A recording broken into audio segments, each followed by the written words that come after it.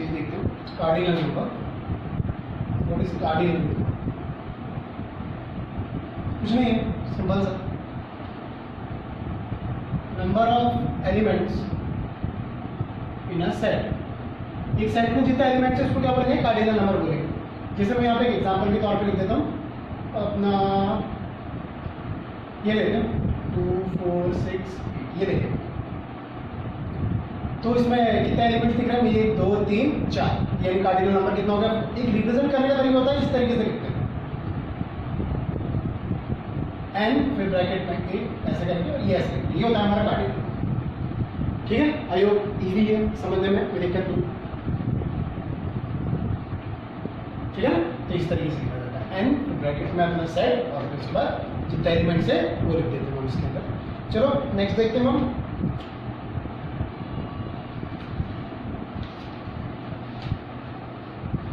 Types of sets की बात करेंगे हम। देखो मैं डेफिनेशन तो नहीं लिखाऊंगा या पूरा लिखूंगा नहीं, बस समझा दूंगा। जरूरत होगी नोट्स की तो बता देना, नहीं तो एनसीईआरटी में थ्योरी तो दे ही रखी।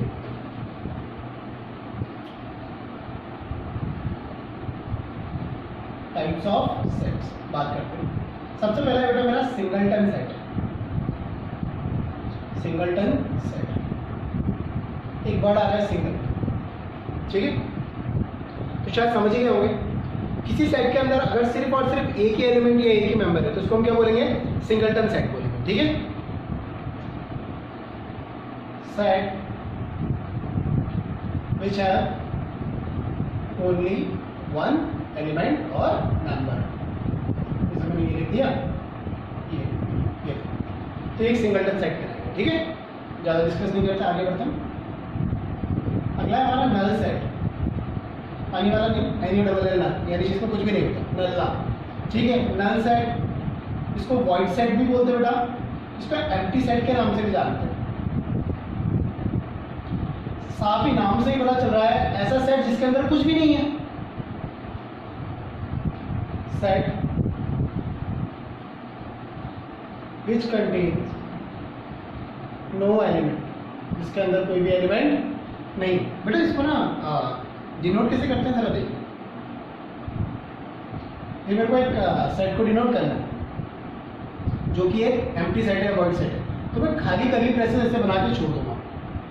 एक तरीका और है इसको रिप्रेजेंट करने का, इसको बोलते हैं फाइव। क्या बोलते हैं? फाइव। ठीक है, थीटा बड़ा था तो वो एक अलग सिंबल था, फाइव ऐसे साई आएगा, ऐसे बहुत सारे सिंबल्स होते हैं मैथ्स में। ठीक है ना, तो डिनोट करने का तरीका क्या होता है? इसको ये मैंने सेट लिखा और उसको एम्प्टी ब्रेसेस के अंदर ऐसे दिखा दिया, तो ये मेरा नल सेट या एम्प्टी सेट है या फिर एक काम कभी मत, ये चीज कभी मत कर देना कि इसके अंदर ये डाल दो। इसके अंदर कर्ली ब्रेसेस के अंदर कुछ भी आ गया तो एज एलिमेंट काउंट होगा। ठीक है, अगर एक भी एलिमेंट काउंट होगा तो फिर ये सिंगलटन सेट हो गया, ये एम्प्टी सेट का है। इसलिए ये कभी मत दिखाना, ये गलत है, ये आपका एम्प्टी सेट नहीं है, ये सिंगलटन में चला जाएगा। ठीक है ना, नेक्स्ट लेते हैं बेटा हम लोग। आई होप क्लियर होगा।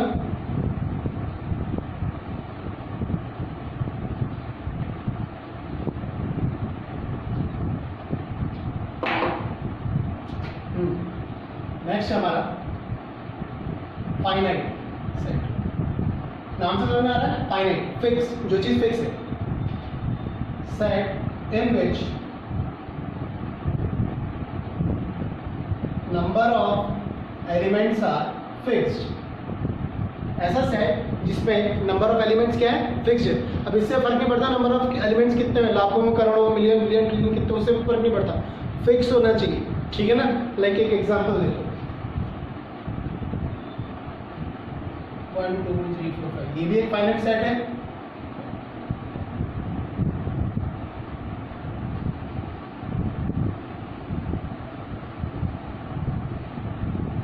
इसका आगे भी ले जाओगे तो कोई दिक्कत नहीं, एक फाइनाइट सेट है। अब सब बोलोगे अरे सर ये कहाँ तक, कैसे ये काउंट करेंगे? काउंट करने को किसने बोला?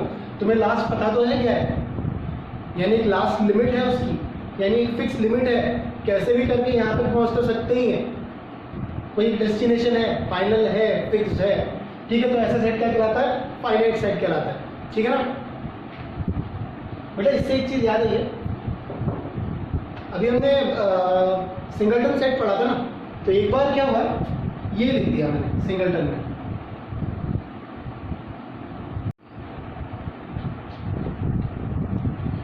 ठीक है बच्चों, तो ये बता रहा था, लाइट चली गई देखो देखते हैं। तो हाँ, ये बता रहा था कि ये सिंगलटन में फिर एक बार मैंने ये लिखा,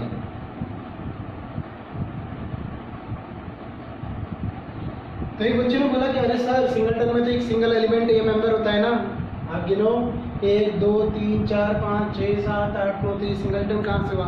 तो मैंने समझाया बेटा ये अलग अलग एलिमेंट नहीं है, अगर ये अलग अलग एलिमेंट या अलग अलग मेंबर होते तो क्या इनके बीच में कॉमन नहीं होता? ये पूरा का पूरा एक एलिमेंट है, ये पूरा का पूरा एक सिंगल एलिमेंट है, ठीक है ना? कोई दिक्कत?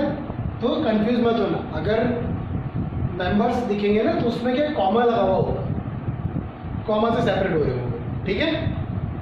चलो, तो भाई ये तो था हमारा फाइनाइट सेट। इसी तरीके से हम देखेंगे हमारा इनफाइनाइट सेट।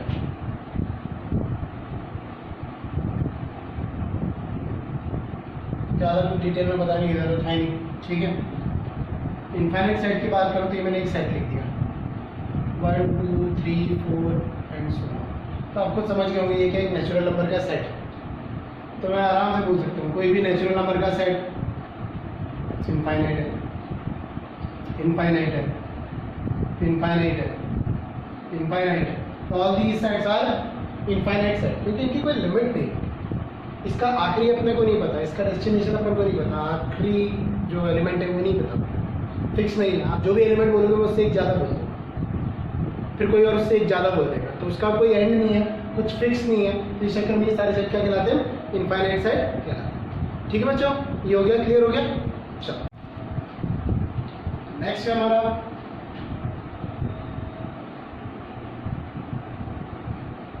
Equivalent set. क्या होता है?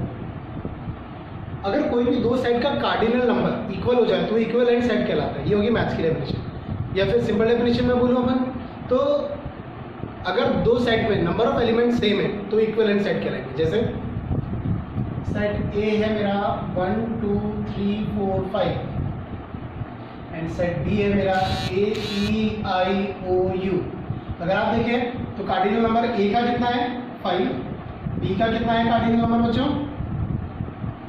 ये भी है 5। Since cardinal number of A equals to cardinal number of B, it implies that A and B are equivalent set। ठीक है ना? तो इक्विवेलेंट सेट किसको बोलेंगे? जब नंबर ऑफ एलिमेंट्स या फिर कार्डिनल नंबर क्या हो जाए, इक्वल हो जाए, तो उस सेट क्या करेंगे? Equivalent set. ऐसे एक सेट और आता है इक्वल सेट। देखो what is the difference between equivalent and equal.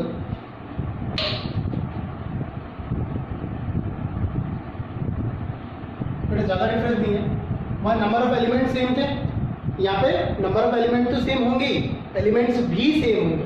Like 3 set ले लेता हूँ मैं, 1 4 9 16। सेट बी भी ले लिया 1 9 64। सेट सी भी ले लिया 1 4 9 16।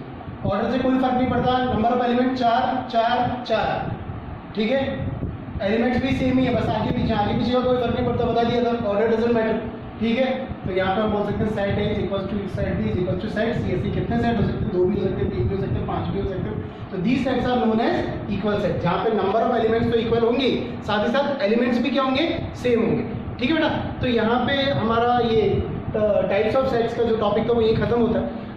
थ्योरीटिकल थोड़ा सा ज़्यादा है, परेशान होने की ज़रूरत नहीं है, थोड़ा सा थ्योरी पे ध्यान दे लेते हैं। 12th में हल्का फुल्का एक चैप्टर है हमारा रिलेशन एंड फंक्शन, उसमें हल्का फुल्का एक चीज़ का आएगा, इससे ज़्यादा आएगा नहीं। फिर भी स्कोरिंग चैप्टर है ये तुम्हारे 11th के हिसाब से, तो देख लेना, आराम से कर सकते हैं। ठीक है बच्चों, एक नया टॉपिक है हमारा सबसेट। सब सेट 2 पार्ट में डिवाइड करना है। इसका मतलब ये है कि सेट का कोई पार्ट, सब सेट का कोई पार्ट। अगर डेफिनेशन की बात बोलूं तो it is the part of any set. It is a part of any set. बेटा मैं पहले कुछ एग्जांपल से आपको इसको समझाता हूँ, फिर इसको कैसे रिप्रेजेंट करना है, किस सिंबल का क्या मतलब होता है, वो सब धीरे धीरे देखेंगे। ठीक है, पहले एक एग्जाम्पल लेते हैं।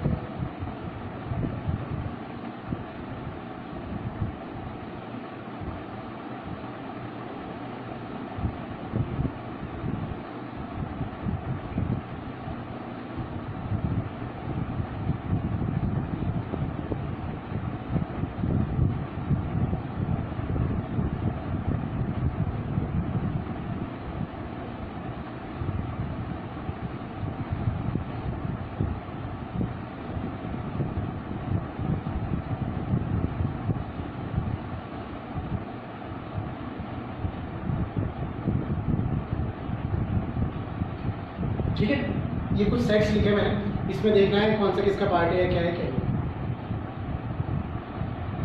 बेटा बी के जो एलिमेंट दिख रहे हैं ना 2 3 5 7, क्या ये ए के अंदर है? हाँ, 2 3 भी है, 5 7 भी होगा। इस मतलब बी जो है वो ए का सबसेट है। सी में एलिमेंट है 1 2 3 4, सारे वही के वही एलिमेंट है जो इसके अंदर है, तो भी ये इसका सबसेट कहलाएगा। अगर सारे एलिमेंट से इक्वल सेट वाला तब भी सबसेट कहलाएगा।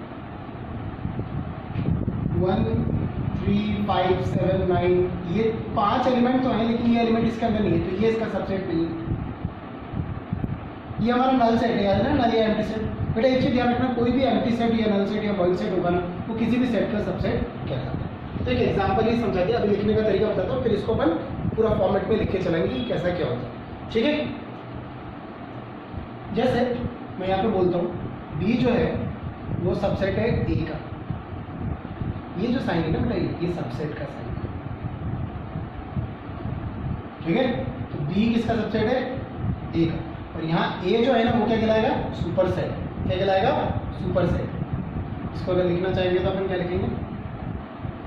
B is a subset of A, या फिर A is a super set of B. अच्छा, B is the subset of A, इसको रीड करने के कई तरीके होते हैं। B is in A, B is in A, या ए कंटेन्स बी, ए जो है वो बी को कंटेन कर रहा है। तो कई सारी चीजें हैं लिखने के लिए, लेकिन जनरली हम यही वर्ड यूज करते हैं, B is the subset of A. ठीक है, वैसे लिखने में कई तरीके से लिख सकते हैं। ये तो हमारा बी का वेक्टर। अभी मैंने बताया सी क्या है? सबसेट है, बिल्कुल है, सबसेट का साइन है मेरा। लेकिन सी इक्वल भी है ना बेटा, सी इक्वल भी है, यहाँ पे एक ही साइन है, ठीक है ना। तो सी जो है वो सबसेट तो है ही, साथ में इक्वल है। ठीक है, इसी तरीके का सेट आपका सुपर सेट, ये जो मैंने अभी लिखा ना, ये अपना प्रॉपर सेट भी कहलाता है, या प्रॉपर सबसेट। सेट तो गलत बोल रहा हूँ, सॉरी, प्रॉपर सबसेट भी कहलाता है। ठीक है, यहाँ से मैंने देखा डी, जो चीज़ नहीं होती उस पर ऐसे क्रॉस लगा देते हैं, तो डी ए का सबसेट नहीं है, और ई जो है वो ए का सबसेट। साइन देख लेना एक बार, ये सबसेट का साइन होता है। B is the subset of A, या फिर यही बोल सकते हैं बी इज इन ए, और क्या बोल सकते हैं? A is a super set of B, जो कि आप नहीं यूज करेंगे, या बिल्कुल ना के बराबर कभी बहुत ही कम यूज में आएगा। या फिर क्या बोल सकते हैं? ए कंटेन्स बी, ए बी को कंटेन कर रहा है, ए के अंदर बी है। ठीक है, जब इक्वल आ जाता है, दोनों सेट इक्वल सेट होते हैं, तो उसमें हम इसे इक्वल टू का एक साइन लगा देते हैं सबसेट के साइन के साथ। डी जो है वो सबसेट नहीं है ए का, क्योंकि उसमें एक एक्स्ट्रा एलिमेंट है। इससे कोई फर्क नहीं पड़ता कि ये 5 एलिमेंट इसके अंदर थे, उससे कोई फर्क नहीं पड़ता। अगर एक भी ऐसा एलिमेंट आ गया या नंबर आ गया जो उसमें नहीं है, तो वो क्या कहलाएगा? सबसेट नहीं है, नॉट अ सबसेट, ये कहलाएगा। और ई का एक एम्प्टी सेट, तो मैंने बताया था कि एक एम्प्टी सेट जो होता है वो क्या होता है? सबका एम्प्टी सेट जो होता है वो सबका क्या होता है? सबसेट होता है। ठीक है, तो कुछ पॉइंट्स है यहाँ से, ये मैंने तुमको समझाई, अभी ये चीज़ें मैंने तुमको बताई, तो यहाँ पे कुछ पॉइंट्स हैं सबसेट के बारे में, देखना जरा।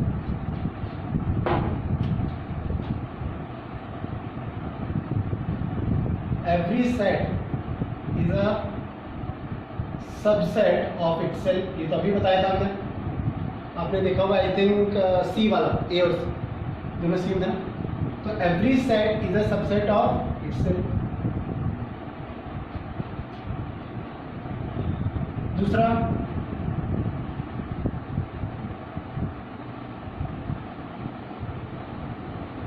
एम्प्टी सेट या फिर null set is a subset of each set. कोई भी सेट ले लो, हर सेट का एक सबसेट क्या होता है, एम्प्टी सेट जरूर किसी का, ठीक है ना।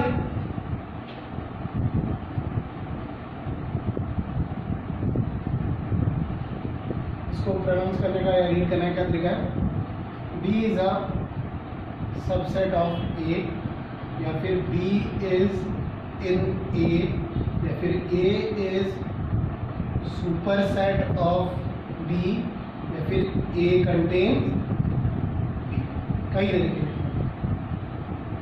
ठीक है।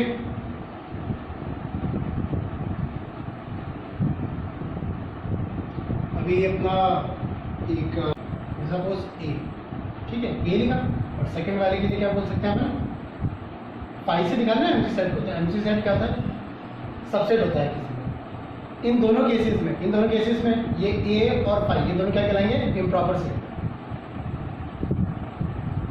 इन the above cases the two sets are improper sets. बात समझ में आ गई, ये दोनों सेट आपके, ये वाला और ये वाला दोनों इम्प्रॉपर सेट के, ठीक है। चलो आगे देखते हैं।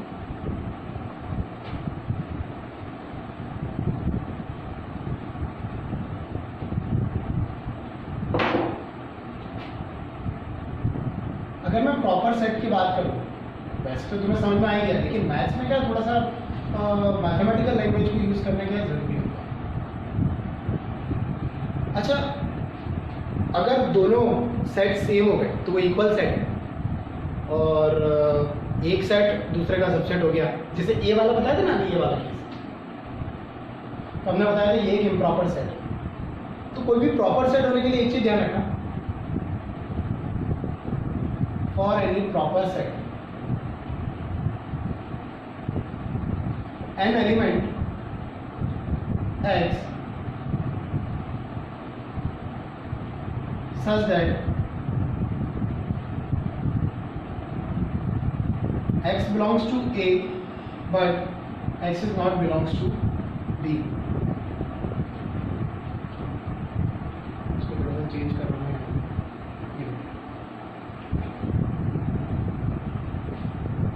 और ये भी थोड़ा सा मुझे चेंज करना पड़ेगा, इसको B कर देते हैं, इसको ये मैथमेटिक्स के लैंग्वेज में चला था, इसको देखना। कोई भी प्रॉपर सेट होने